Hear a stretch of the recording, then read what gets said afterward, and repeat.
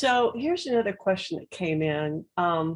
What's the point of spending money on fundraising events rather than just asking for money? And it's a great question. It comes up fairly often. And you particularly see people talking about this when they're looking at overhead, they're looking at costs, that sort of thing. The thing is that raising money is not about raising money. It's about funding operations. So this is a very subtle distinction, but one you need to understand. You're raising money to carry out a public purpose, which is why your organization has been granted tax exempt status for starters. You and your organization are a reflection of the community.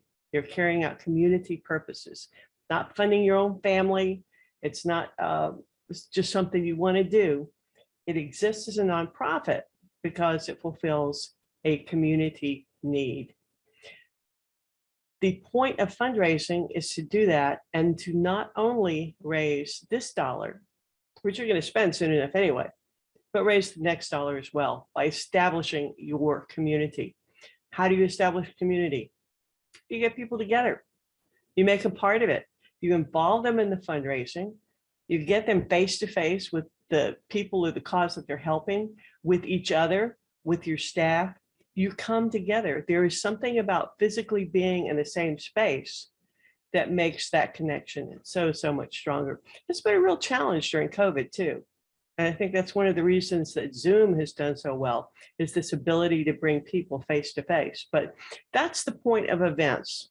It raises your profile a little, you might get some press over it, but the real thing is the community, building that community, getting people together face to face, mask or no mask, I don't care, but getting them in the same place and not just raising a dollar for rent next month, but raising the next dollar as well by building the community and keeping your organization focused on what the real thing is, which is some sort of community good that your group's been granted tax exempt status to fulfill. This doesn't mean that you have to operate only with volunteers. More on that later, but your nonprofit should be paying a fair and decent wage. You should be the model. You know, you should be setting the standard for local businesses. A couple of years ago, probably 3 years ago, and well, before COVID, say 2019, 2018, we were paying our basic kennel workers $15 an hour. The local shelter was starting them at, I think, 7 something minimum wage. Pay your people well, because your single most valuable asset is your people, right?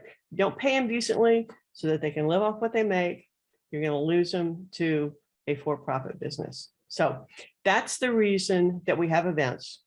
We get people together, we raise this dollar and the next dollar, and we fulfill those community goals for a charity. For more information, hit me up at jdonate.com. For more information on raising money, please go to jdonate.com. See you there.